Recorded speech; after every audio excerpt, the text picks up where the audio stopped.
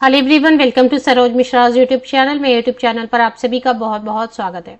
Non teaching recruitment advertisement release हुई है, permanent post है, गवर्नमेंट यूनिवर्सिटी है, सेंट्रल यूनिवर्सिटी है, 10th पास 12th पास ग्रेजुएट हैं या कोई भी क्वालिफिकेशन है, तो यहाँ पर अलग अलग पोस्ट हैं जिनके लिए आप एलिजिबल हो सकेंगे। ऑल ओवर इंडिया से कैंडिडेट अप्लाई कर सकते हैं। ये जो आप स्क्रीन पर देख रहे हैं पे स्केल है, इसमें और अलावेंसेस वगैरह ऐड होंगे तो सैलरी और ज्यादा बनेगी। तो अलग अलग पोस्ट है, कहाँ से नोटिफिकेशन आई है, हर पोस्ट के लिए क्या क्वालिफिकेशन चाहिए और बाकी की सभी एज क्राइटेरिया, एप्लीकेशन फीस, ये कंप्लीट इंफॉर्मेशन आगे आपको वीडियो में देखने को मिलेगी। ऑनलाइन एप्लीकेशन इनकी 14th मार्च से शुरू हो चुकी है। 14 मार्च से शुरू होकर 14 अप्रैल तक आप ऑनलाइन एप्लीकेशन कर सकते हैं। हार्ड कॉपी भी करना है सबमिट, मतलब ऑनलाइन एप्लीकेशन के साथ साथ जो आप अप्लाई करेंगे उसकी प्रिंट लेनी है और बाकी जो इसमें डिटेल्स बताएंगे कि क्या क्या अटैच करना है, वो सारी चीज अटैच करके आपको ऑफलाइन मोड में भी अप्लाई करना है, जिसकी लास्ट डेट 28 अप्रैल 2024 दी हुई है। तो ऑनलाइन और ऑफलाइन दोनों मोड में अप्लाई करना, ये ध्यान रखना है। जो पोस्ट है वो इस तरीके से है, स्क्रीन पर जैसा आप देख रहे हैं अभी। अपर डिवीजन क्लर्क की है, पे स्केल है 25,500 यानी 42,000 around salary per month starting बनेगी। टोटल पोस्ट 3 है। स्टेनोग्राफर भी सेम 42,000 सैलरी पर मंथ बनेगी, 1 पोस्ट है। यूआर में जो है ना, मतलब जनरल सीट, इसमें कोई भी किसी भी कैटेगरी के कैंडिडेट अप्लाई कर सकते हैं। जहां 0 लिखा है, जैसे एससी में 0 है, एसटी में सीट ही नहीं है, तो वो यूआर में आके अप्लाई कर सकते हैं। लेबोरेटरी असिस्टेंट की पोस्ट है जिसमें 5 वैकेंसीज है। लोअर डिवीजन क्लर्क 6 वैकेंसीज है। बेसिकली एलडीसी के लिए कई सारे कैंडिडेट देखते भी हैं। हिंदी टाइपिस्ट की 1 वैकेंसी है। मल्टीटास्किंग स्टाफ की 3 वैकेंसीज है। लेबोरेटरी अटेंडेंट 3, लेबोरेटरी अटेंडेंट फिर से 2 है। और लाइब्रेरी अटेंडेंट, इसमें फर्क है लेबोरेटरी एंड लाइब्रेरी। लाइब्रेरी में रहेगा और लैब ये लैब में रहेगा, जैसे साइंस लैब या कंप्यूटर लैब ऐसे। तो टोटल 26 वैकेंसीज है, जिसमें की नोटिफिकेशन जो रिलीज हुई है वो कहां से रिलीज हुई है? इंदिरा गांधी राष्ट्रीय जनजातीय विश्वविद्यालय, Indira Gandhi national tribal university है। ये सेंट्रल यूनिवर्सिटी इन्होंने लिखा है। सेंट्रल यूनिवर्सिटी गवर्नमेंट यूनिवर्सिटी होती है, इसे एमएचआरडी और सेंट्रल गवर्नमेंट की तरफ से फंडिंग मिलती है। अगर परमानेंट पोस्ट है तो ये जो है ना गवर्नमेंट जॉब की तरह, आपके सेंट्रल गवर्नमेंट के जॉब की तरह हो जाएंगे। मध्य प्रदेश अमरकंटक इसकी जॉब लोकेशन रहेगी, क्योंकि यूनिवर्सिटी अमरकंटक मध्य प्रदेश में है। Online applications are invited from eligible candidates in the prescribed application form through IGNTU website। तो इसमें वेबसाइट का लिंक दिया हुआ है, इस पे एक बार क्लिक करके आप देखना, इससे अप्लाई होता रहेगा, यहाँ पे ही है। अब इसमें क्वालिफिकेशन पोस्ट तो बहुत ज्यादा नहीं है, लेकिन ठीक है, जिनको लग रहा है कि अप्लाई करना है, क्योंकि बहुत सारे कैंडिडेट के लिए तो फीस भी नहीं है, तो जिनके लिए फीस नहीं है वो कर सकते हैं अप्लाई। अपर डिवीजन क्लर्क से शुरू करेंगे, 32 इयर्स एंड बिलो वाले कैंडिडेट अप्लाई कर सकते हैं। ये जो ऊपरी आयु सीमा, अपर एज लिमिट लिखी होती है ना, ये जनरल कैंडिडेट्स के लिए लिखी होती है। तो अपर डिवीजन क्लर्क में तो 2 इयर्स की एक्सपीरियंस चाहिए, तो ये हम छोड़ देते हैं, क्योंकि जिनके पास एक्सपीरियंस है वो देख सकते हैं। स्टेनोग्राफर से शुरू करेंगे, क्योंकि इसमें फ्रेशर अप्लाई कर सकते हैं। एनी ग्रेजुएट, मतलब आप स्नातक हैं, ग्रेजुएशन किया हुआ है किसी भी सब्जेक्ट से, arts, commerce, science, engineering, BCA, BMS, BMM, जो भी है, किसी भी स्ट्रीम से ग्रेजुएट है। 32 इयर्स एंड बिलो वाले कैंडिडेट, जनरल कैंडिडेट के लिए ये ऊपरी आयु सीमा है। स्टेनोग्राफी आनी चाहिए। सर्टिफिकेट कुछ नहीं मांग रहे हैं, परसेंटेज भी नहीं मांग रहे, प्रतिशत अंकों का भी प्रॉब्लम नहीं है, लेकिन क्योंकि पोस्ट स्टेनोग्राफर की है तो स्टेनोग्राफी, टाइपिंग ये आपको हिंदी या इंग्लिश दोनों आना चाहिए।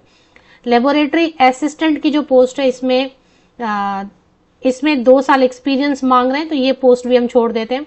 एलडीसी की पोस्ट है, इसमें फ्रेशर फिर से अप्लाई कर सकते हैं। कोई भी ग्रेजुएट, किसी भी विषय से स्नातक डिग्री है, ग्रेजुएट है किसी भी विषय से, 32 इयर्स एंड बिलो वाले जनरल कैंडिडेट। बाकी अगर आप रिजर्व कैटेगरी से हैं और रिजर्व कैटेगरी में सीट है तो उनको एज में रिलैक्सेशन मिलेगी।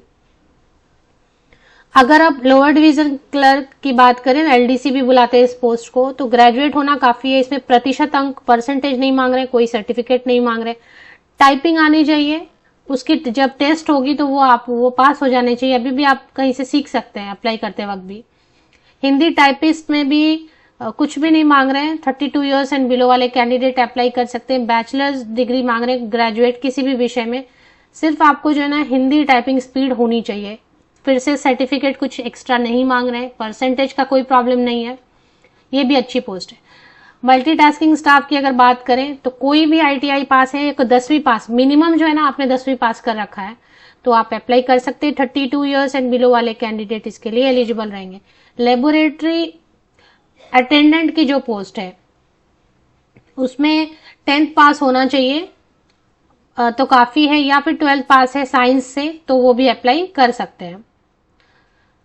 लेकिन 10th पास पे अगर आप अप्लाई करेंगे 10th पास के बेसिस पे तो एक सर्टिफिकेट होना चाहिए लेबोरेटरी टेक्नोलॉजी का। अदरवाइज 12th अगर साइंस से किया, ISc इंटर साइंस से किया हुआ है तो वो भी अप्लाई कर सकते हैं बिना किसी सर्टिफिकेट के। एक्सपीरियंस नहीं मांगा जा रहा है, ये भी बहुत अच्छी पोस्ट है।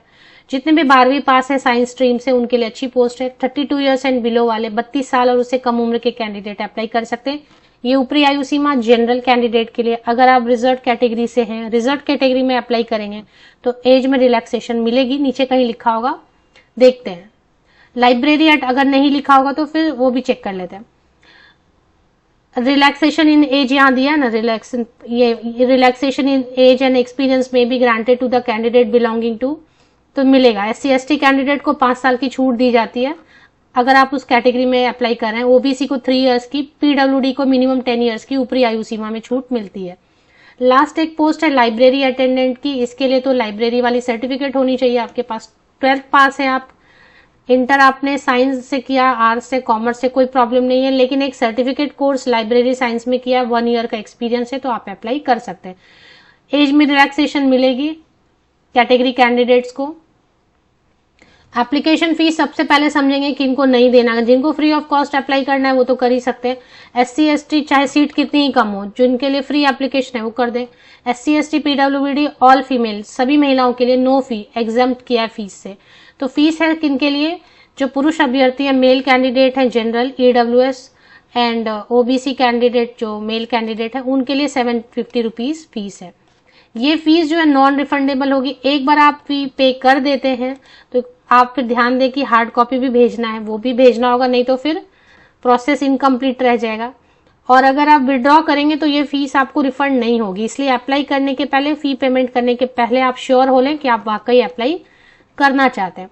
हाउ टू अप्लाई में क्या लिखा है? Interested candidates have to submit online application made available in the portal. ठीक है। Self attested copies of certificate of proof of age, qualification, experience and caste, declaration form. अगर कहीं आप काम कर रहे हैं तो वहां से नो ऑब्जेक्शन सर्टिफिकेट वगैरह, ये सब आपको फिर से भेजना है to the recruitment cell, Indira Gandhi. अब इसमें क्वालिफिकेशन, एक्सपीरियंस, इसमें क्या, जिसमें फ्रेशर अप्लाई कर सकते हैं उसमें तो एक्सपीरियंस की जरूरत नहीं है। अगर है एक्सपीरियंस तो शो करें, नहीं है तो कोई बात नहीं।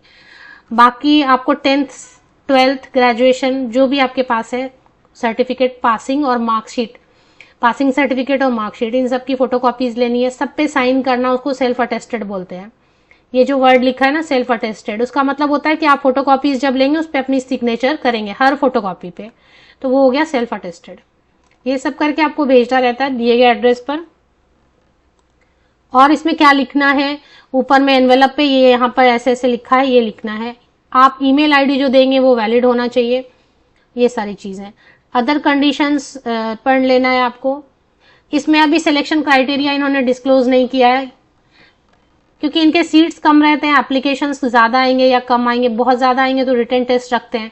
अगर रिटन टेस्ट होगी तो वही general awareness, English comprehension, Hindi, थोड़ा current affair, mathematical, logic, reasoning, ये पूछते हैं। और नहीं तो इंटरव्यू लेंगे और स्किल टेस्ट, जैसे स्टेनोग्राफी में स्टेनोग्राफी की टेस्ट लेंगे, टाइपिस्ट है तो टाइपिंग की टेस्ट लेंगे, डेटा मतलब LDC में, और अगर लैब है तो लैब की टेस्ट लेंगे, लाइब्रेरी है तो लाइब्रेरी से रिलेटेड कुछ पूछेंगे। तो ये सब रहेगा। तो जरूरी नहीं है कि रिटन टेस्ट हो भी सकता है, दोनों दिमाग में लेके चलेंगे तो चलेगा।